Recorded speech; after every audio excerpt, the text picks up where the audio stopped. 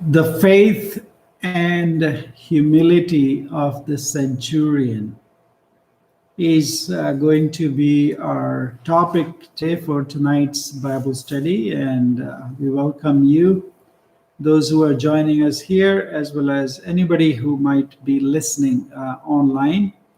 हम परमेश्वर का धन्यवाद करते हैं और आप सबका स्वागत करते हैं जो हमारे साथ यहाँ पर जुड़े हुए हैं या ऑनलाइन के द्वारा से कहीं पर देख रहे हैं। ईश्वर आप सबको आशीष दे। Have you heard of the Roman centurion who came to Jesus Christ for the healing? And he did not come for his own healing, but he came for somebody else's healing in his family.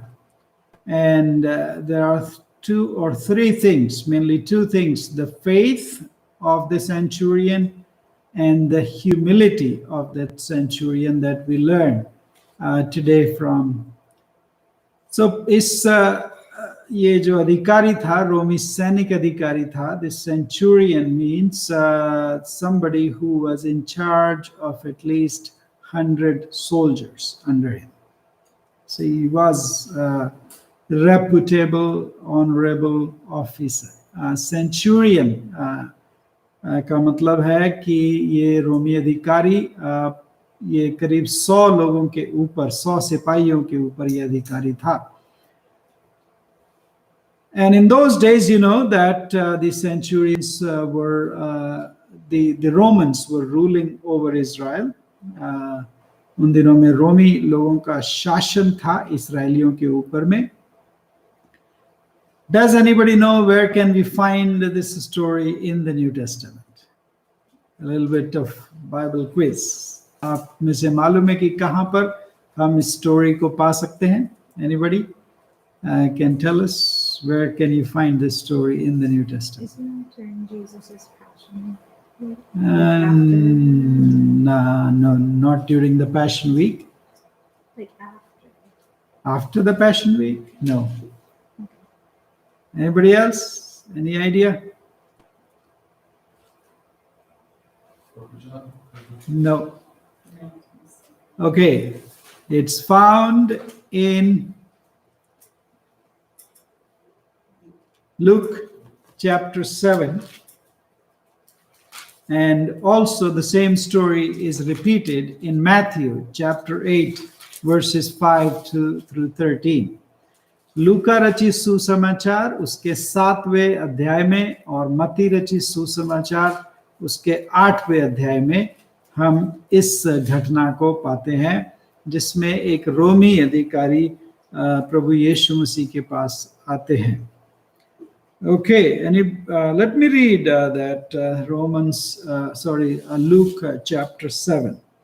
After he had finished all these sayings, in the hearing of the people, he entered Capernaum. Now, a centurion had a servant who was sick and at the point of death, who was highly valued by him. This thing took place, and it's not a parable, it's a story that literally took place in the time of Jesus, early in the time of Jesus' ministry. And where did it take place? In Capernaum. Where is Capernaum? Capernaum is in the north. It's near the Lake of Galilee, and not very far from Jesus' own village of Nazareth.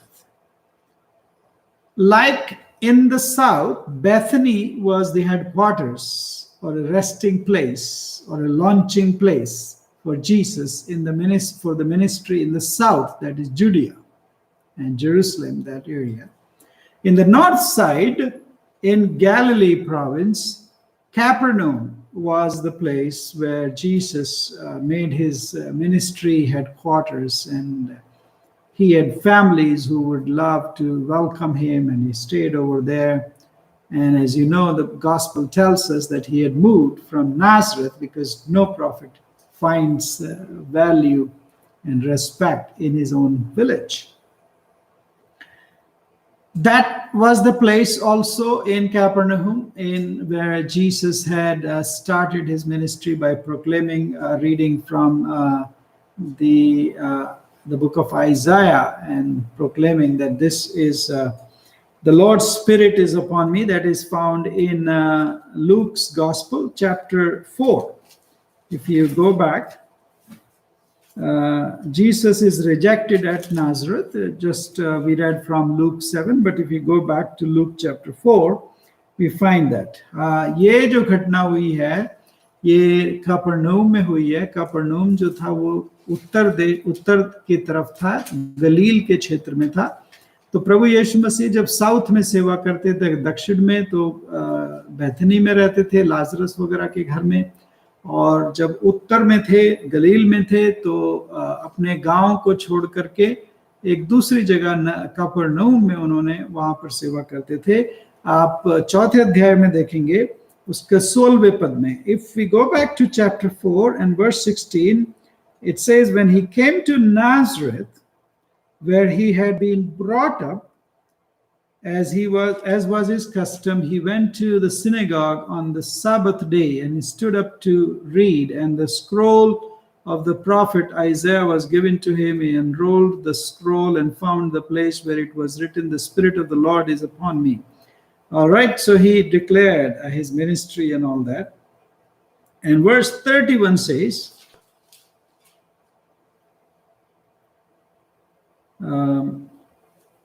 and he went down to Capernaum, chapter 4, verse 31, 4 ka 31. He went down to Capernaum, a city of Galilee, and he was teaching them on the Sabbath, and they were astonished at his teaching, for his word possessed authority. And in the synagogue there was a man who had the spirit of an unclean demon, and we read that Capernaum, his ministry had become a good place to start with. So he was back in Capernaum and he was ministering there. That in chapter 7 now we come. हम 7वें अध्याय में आते, कफरनहूम में प्रभु यीशु मसीह सेवा कर रहे हैं. Now a centurion came there, and it is written that, verse 3, when the centurion heard about Jesus, he sent to him elders of the Jews, asking him to come and heal his servant. And when they came to Jesus, they pleaded with him earnestly, saying, he is worthy to have you do this for him, for he loves our nation, and he is the one who built us our synagogue. And Jesus went with them. When he was not far from the house, the centurion sent friends, saying to him, "Lord, do not trouble yourself, for I am not worthy to have you come under my roof." Verse 7 says, chapter 7, Luke chapter 7, verse 7, "Therefore I did not presume to come to you, but say the word, let my servant be healed. For I too am a man set under authority with soldiers under me. And I say to one, go, and he goes, and to another, come, and he comes, and to my servant, do this, and he does it." When Jesus heard these things, he marveled, amazed at him. And turning to the crowd that followed him, said, "I tell you, not even in Israel have I found such faith." And when those who had been sent returned to the house, they found the servant well. Okay, so Luke chapter 7 verse 1 to 10. हम पढ़ रहे थे लूका रचित सुसमाचार उसके 7वें अध्याय के 1 से 10 से, और उसी कहानी को रिपीट किया गया है मत्ती 8 के और उसके 5 से 13 पद में. Matthew chapter 8 and verses 5 to 13 also we have the same story.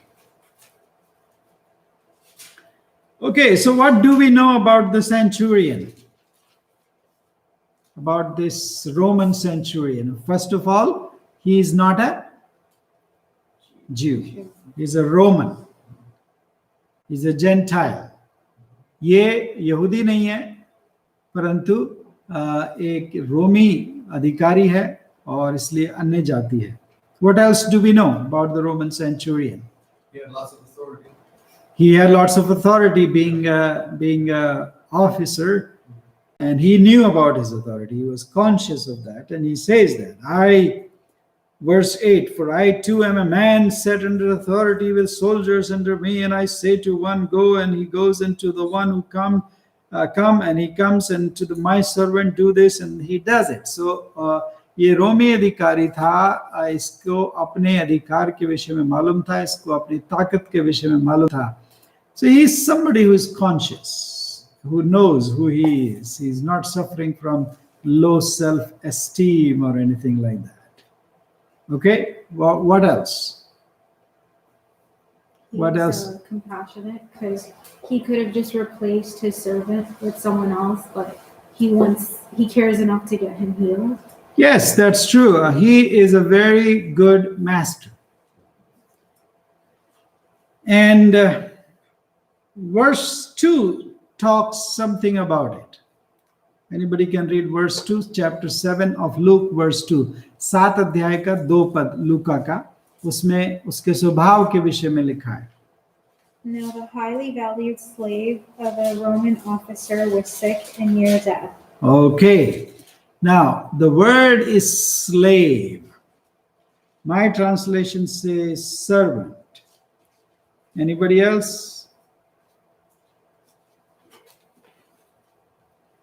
My translation also in the footnote says bond servant.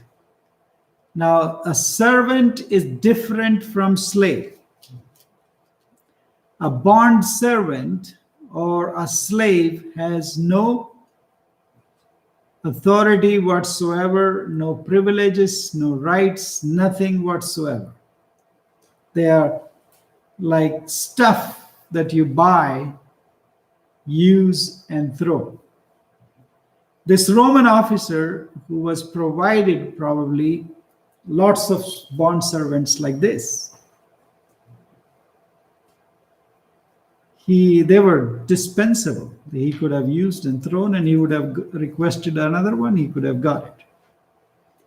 But he was concerned about his servant. He was a good master who did not exploit his bond servants or slaves. My translation says, who was highly valued by the master. This servant, this bond servant, this slave was highly valued by the master. Now, as a master, especially as a military leader, there is nothing else that is more important to you than your duty, your nation, your superiors, and your authority. But because who he was, even though he was a Gentile, he loved his servant, his slave. He cared for them. He highly valued them. We're not talking about today. We're talking about 2,000 years ago. Humanity. His humanity was respected. And you would notice that in all of this, 2 passages that we have in Luke and Matthew, you don't get to meet the servant at all. You don't know who he is. We don't even know his gender, whether he was a male or a female, but more male as servants, as slaves. So he was a good master.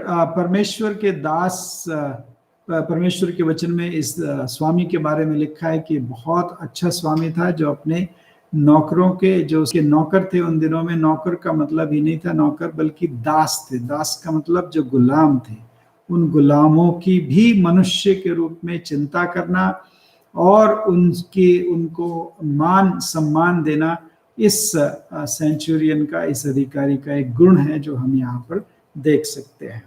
Secondly, we find about this man, this centurion, that he was a godly man.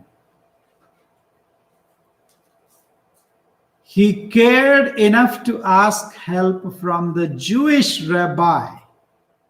So he knew about Jesus, but he did not dismiss Jesus as another religious guru, healer going around as somebody who is not worth, but he cared enough for his servant, his slave, that he sent out for Jesus. So he was a godly man, and we will learn also about him, why he was a godly man, because what did the Jewish people think of him at that time? Anybody? Huh? They respected him. They respected him. He had a great reputation in his community. इस व्यक्ति के बारे में देखते हैं कि ना केवल ये एक अच्छा स्वामी था, परंतु एक परमेश्वर से भय मानने वाला भी था. परमेश्वर के लोगों की, जैसे यीशु मसीह के लोगों की आदर सम्मान करने वाला था, और समाज में इसका एक बड़ा सम्मानदायक का लहजा था, इसका पदवी थी. He had a very good reputation. When the centurion heard Jesus, he sent to him elders of the Jews. And when they came to Jesus in verse 4, they pleaded with Jesus earnestly, saying, about him, the centurion, in verse 4, he is worthy to have you do this for him, for he loves our nation, and he is the one who built us our synagogue. Now, Jesus knew about this synagogue in Capernaum. He has been preaching there. For how long, I don't know, but it's not too long ago, because just in 4th chapter, he has moved to Capernaum and had declared himself to be the Messiah and revealed himself. He was healing and all that. And probably Jesus did not know that this synagogue was built by this Roman centurion. So the the Jewish people, they spoke well of the Roman century. यहूदी लोगों ने कपरनहूम के उस आराधनालय के बारे में प्रभु यीशु मसीह को बताया कि ये इसी अधिकारी ने बनवाया है, ये परमेश्वर से प्रेम करता है, इसलिए और हम लोगों से भी और हमारे देश से भी प्रेम करता है. और इन दिनों में ये बड़ी बात थी, क्योंकि रोमन्स जो लोग थे वो यहूदियों से प्रेम नहीं करते थे, वो तो उनके ऊपर कॉलोनाइज किए हुए थे और राज करते थे बस. But this man was different. He was a God-fearing man who had a great reputation and integrity and was a good master of the resources that he had. So that's what we learn about the centurion. So how did this man now came to know about Jesus? प्रभु यीशु मसीह के बारे में कैसे जाना इसने?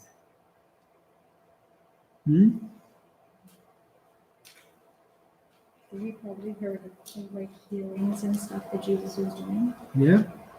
Okay, let's read verse 7. प्रभु यीशु मसीह के बारे में उसने कैसे verse 3. Chapter 7, verse 3. Anybody?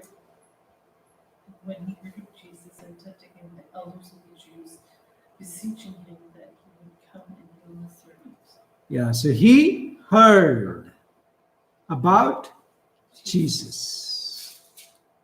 And yet he believed. Even without knowing him. And he heard about Jesus. Then even though you hear about Jesus, you don't really believe. So many people have heard about Jesus, but they don't believe who he is. But this man also believed that Jesus had power. That's why he sent that servant's request to Jesus to come and heal him. ना केवल यीशु मसीह के बारे में उसने सुना था, परंतु यीशु मसीह के बारे में ये विश्वास किया उसने कि यीशु मसीह के पास इतनी ताकत है कि वो चंगाई कर सकता है, उसके पास पावर है. And then he also believed that this power that Jesus has also is the power to heal. That's why he says in verse 3, when the centurion heard about Jesus, he sent to him elders of the Jews, asking him to come and heal his servant. So he believed that Jesus had the power to do so, and then he believed that Jesus could heal. Wow. And also he believed that Jesus was omnipotent, meaning he not only had the power, but his power was available everywhere. I think he believed Jesus could be God. That he was God-fearing. He already built a synagogue for the Jews, and he was a devout man. His humanity was changed, and he was very humanistic to his servants and all that, and had a good reputation among the Jews. Jews did not say just good words about any Roman. They hated them. But he had. And so he believed that Jesus also could heal his servant from anywhere, meaning space and time and location did not matter for Jesus. Because verse 6 says, and Jesus went with them. And when he was not far from the house, the centurion sent friends saying to him, Lord, do not trouble yourself. So he did not go first. Jesus was approached by the elders of the Jews who had been sent by the centurion. इस अधिकारी ने उन यहूदियों को पहले यीशु के पास भेजा, और यीशु मसीह रास्ते में ही आ रहे थे. But then he felt something. This centurion must have felt something in his heart. What did he feel? Was the great humility that took over him. I am not worthy to have this man in whom I believed that he has the power, he could heal, he is omnipotent. He doesn't even need to come into my house. And he says, this is the reasoning he gives. Therefore, I did not presume to come to you, but verse 6 actually. And Jesus went with them. When he was not far from the house, the centurion sent friends, saying to him, Lord, do not trouble yourself, for I am not worthy to have you come under my roof. Therefore, I did not even presume to come to you. I'm not even worthy. But say the word. I believe in you, and I believe in your power. And I believe that you could heal. And I believe that your power, your word has power. And you can say it wherever you are. Location doesn't matter to you. And my servant will be healed. Then he gives his own reasoning. I am also a man under authority. I give order to people and they do it. That means you have that omnipresence and omnipotence. Wow. Jesus was floored. About what? Do you think Jesus did not know how much power this Roman authority and centurion held? He knew. He grew up under the Roman Empire. Second thing that Jesus was amazed at is that his humility.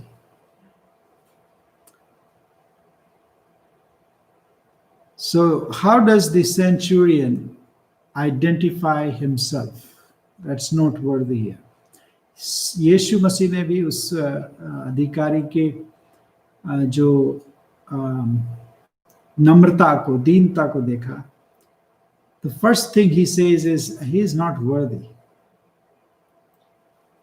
The second thing he says is not deserving. पहली बात तो कहता है कि मैं इस योग्य ही नहीं, मेरे अंदर ऐसी सामर्थ्य नहीं है कि मैं आपके जैसे महान व्यक्ति को अपने छत के नीचे पाऊं. And I don't have these things. I don't deserve it. He recognized that he was not worthy enough to have Jesus come to his home. He also recognized that he did not deserve Jesus' kindness toward his servant. See, this is one thing. Many of us think that God is obliged to give these things to us because we are so good. And that was the problem with the Gentiles. And that is the problem with Christians. However, among the Gentiles, you don't see that.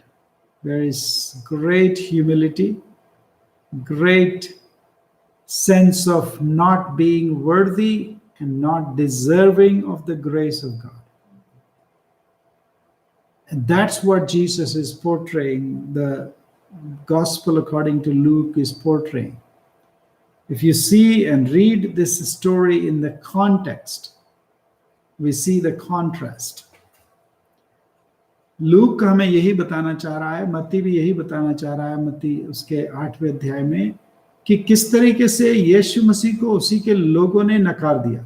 Jesus was being neglected, being questioned, his authority, his power, everything was being questioned. Even his healing on the Sabbath day was being questioned by who? By his own people. उसी के लोग उन सारी चीजों में यीशु मसीह के खिलाफ खड़े होकर उस पर सवाल कर रहे थे, उस पर उंगलियां उठा रहे थे.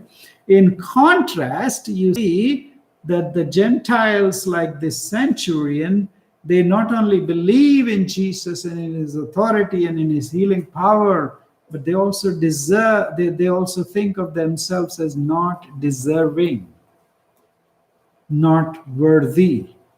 See, in verse 4, the Jewish people tell him, when they came to Jesus, they pleaded with Jesus earnestly, saying, he is worthy to have you do this for him.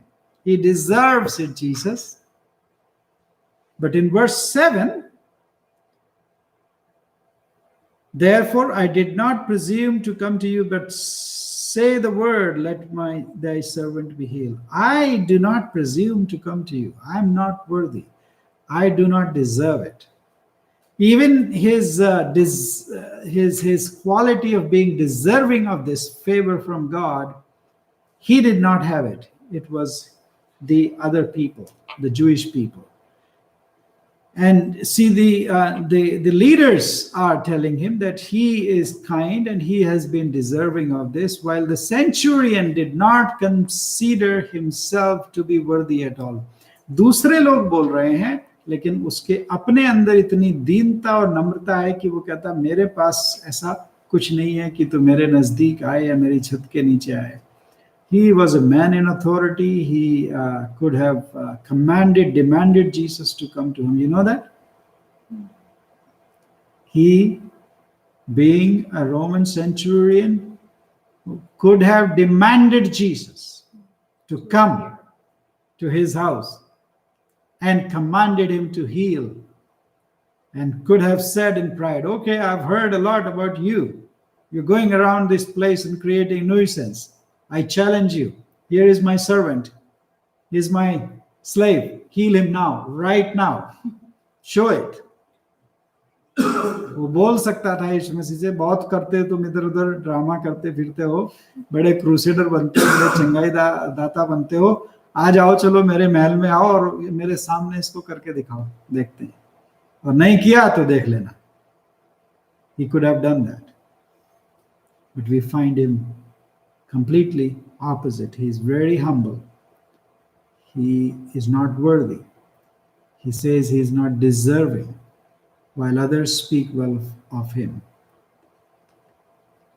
And that is why Jesus was amazed.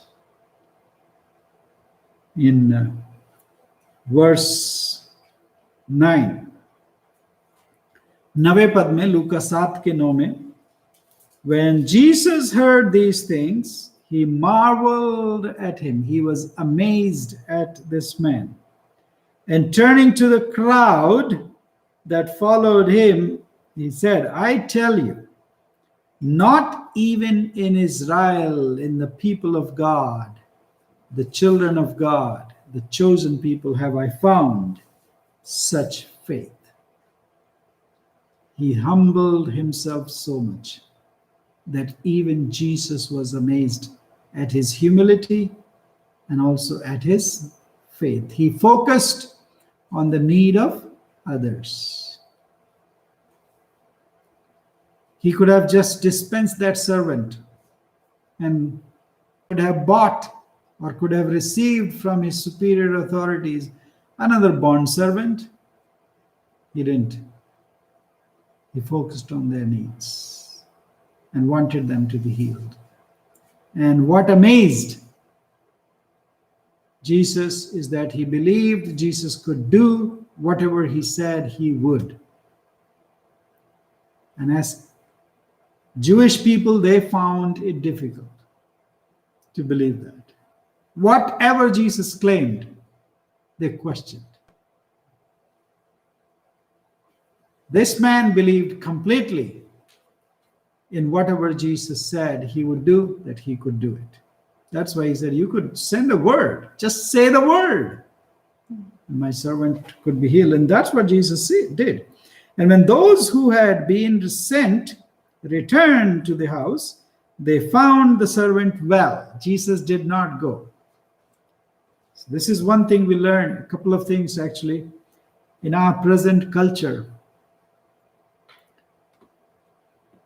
We often hear many Christian preachers and teachers, they tell about you and what you got in you. You are worthy. You can do it. It is in you. And we often, if you would listen to today's preachers, they would have actually rebuked Centurion for his low self-esteem. How can you talk about you are not worthy? You got it in you. You got to rise up to this. You got to do this. You got to claim and name it, claim it. Stand up for your rights and stand up for this, stand up for that, and demand this, and let the world look at you, who you are. You know, that's the kind of preaching and the motivational preaching that we hear. It's not message, it's not sermon. It is motivational speech, as though you were speaking to a corporate world where you want to encourage everybody and motivate everybody to go out and sell something. We haven't got anything to sell. We are not in marketing. We have got something that the world doesn't have. That is Jesus.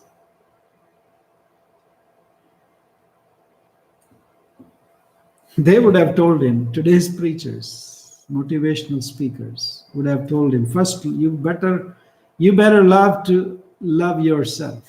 Learn to love yourself before you can ask Jesus to help you or heal you.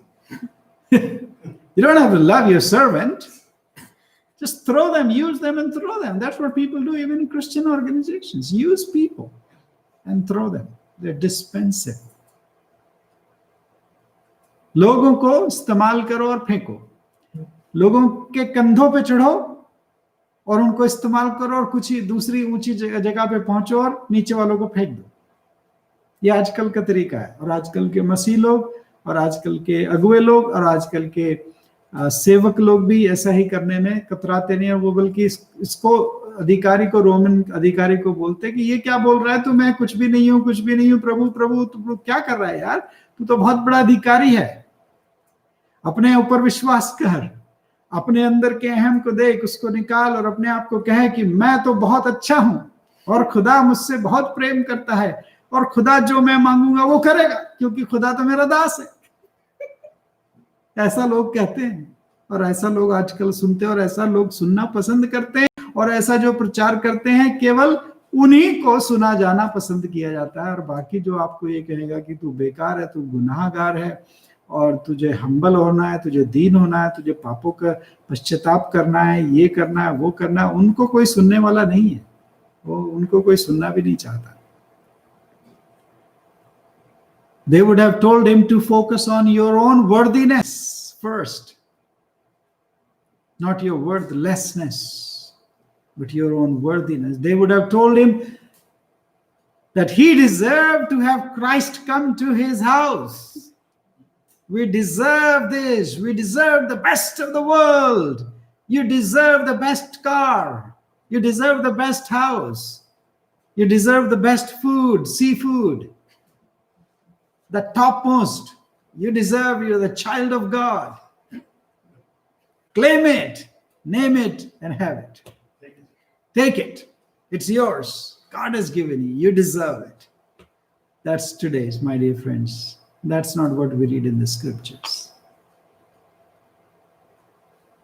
Yes, God wants the best for us, but only for the humble. And only those who are not deserving. That's what grace is. Jesus brings us grace, compassion, mercy when we don't deserve it. Compassion, mercy, and grace. These are the words that are not for the deserving. You know, I still remember in our school days in India, I think they still might use that term called grace marks. We often got passed and moved on to the next class because of grace marks. What is grace marks? The passing mark is 60 and you got only 55. You don't deserve to be promoted to the next class. But the teacher had the discretion to give you 5 more marks, which was counted as grace marks. You don't deserve it, but they don't want to see your face again also in their class. Free pass. The free pass. You get grace marks, so you are promoted to the next class.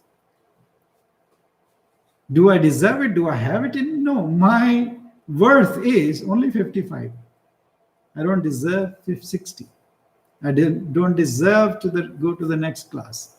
I deserve to remain in the same class. But grace marks promoted me. That's what grace is. The Jesus does not look at our worthiness, whether we deserve it or not. But he just promotes us into his glory, into his presence. He just grants us healing. He grants us the needs that we have. And that must produce more humility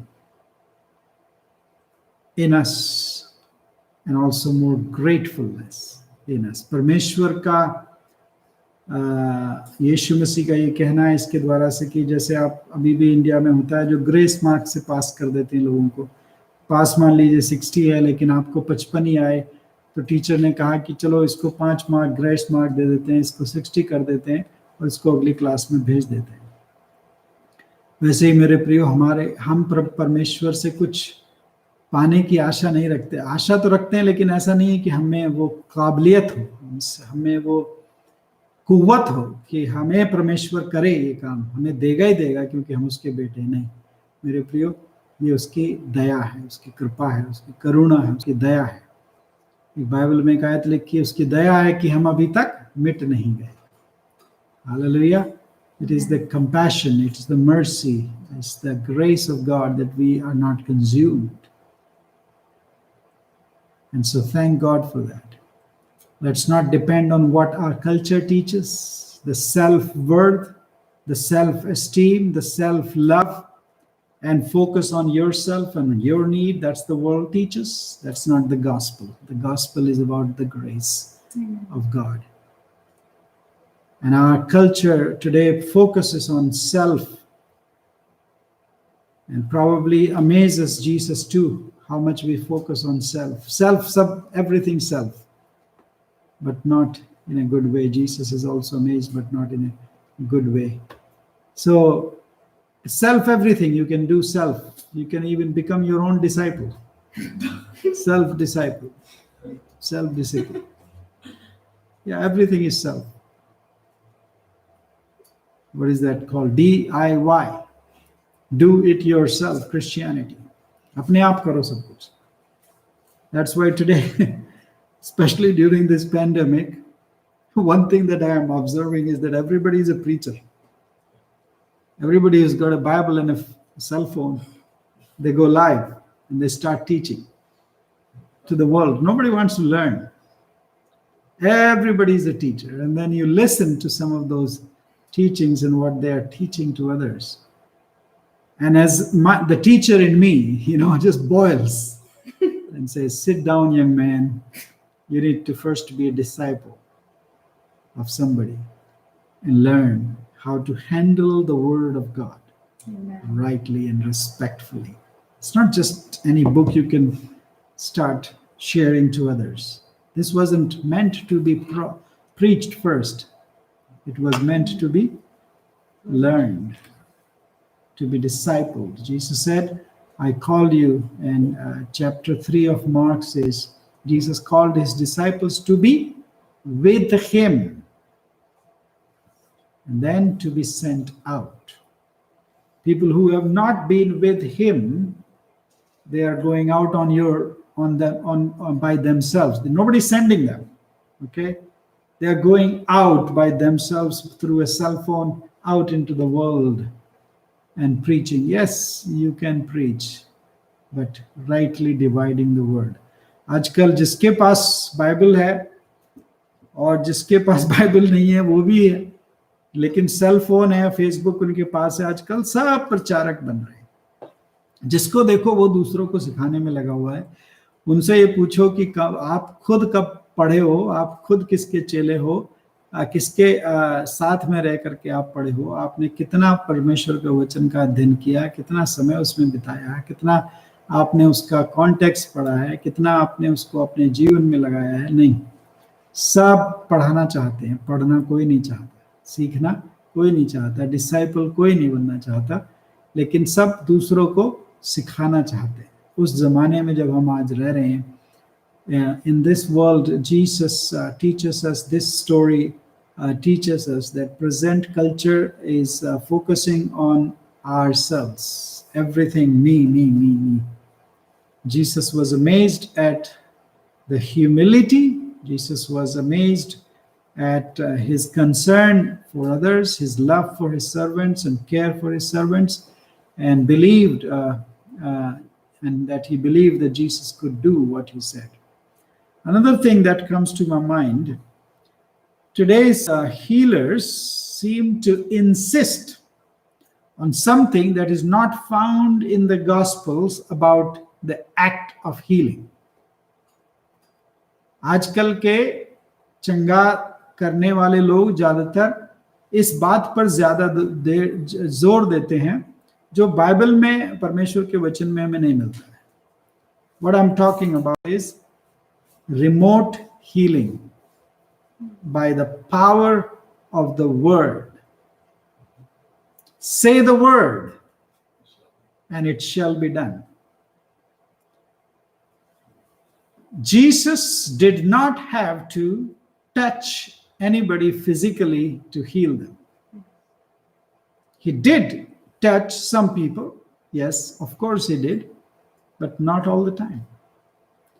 And especially in this case, he was, I don't know how far was he from the house of the servant who was sick. Certainly not close enough. But he said the word and the servant was healed.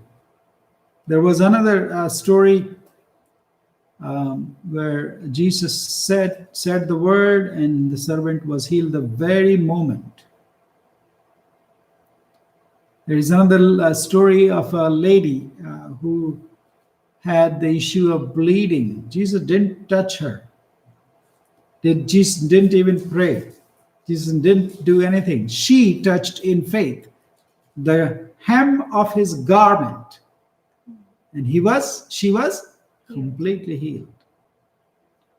You don't have to bring people to yourself and have your hands laid on them or push them forcibly or make them fall down for the drama for them to be healed.